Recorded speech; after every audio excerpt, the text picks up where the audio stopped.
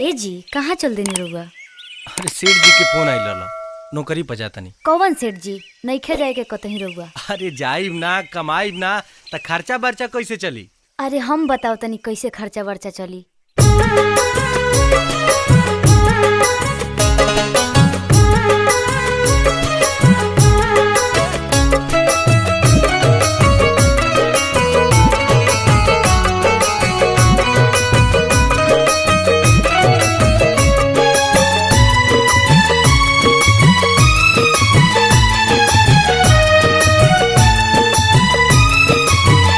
सबसे नीक बाट सहिया किसानी, खुशी बाट रउआ गाँवे में बानी।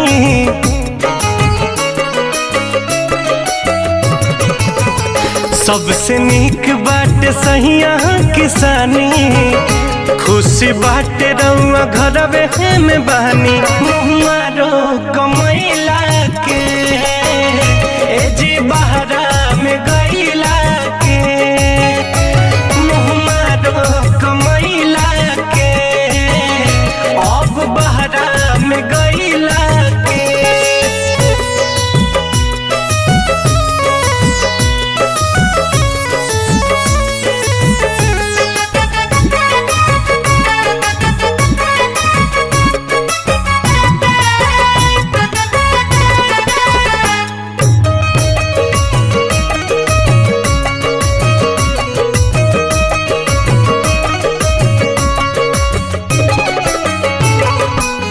महल से नीक बाट टूटही पलानी, नून रोटी भले खाइब जा।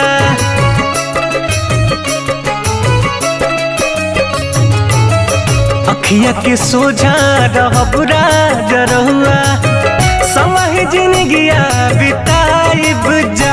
और देशवा में होला परेशानी, अपना धनिया के बात तहनी महानी। मुहमारो कमैला के दूर देशवा में गईला के, मुहमारो कमैला के ए जी बहरा में गईला के।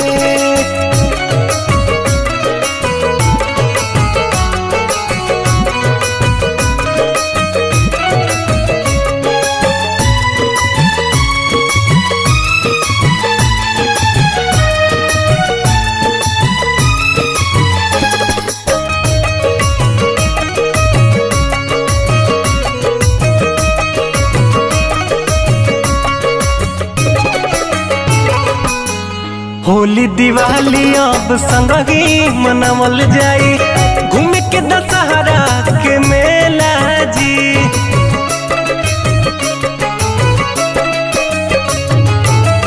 खेती बाड़ी के जी मुमारी बभारी, बाबूजी पड़लन अकेला जी। सैया रितेश दुखवा के जानी, मुन्ना राहुल के भरोसे रहतानी। मुहमारो कमैला के दूर देशवा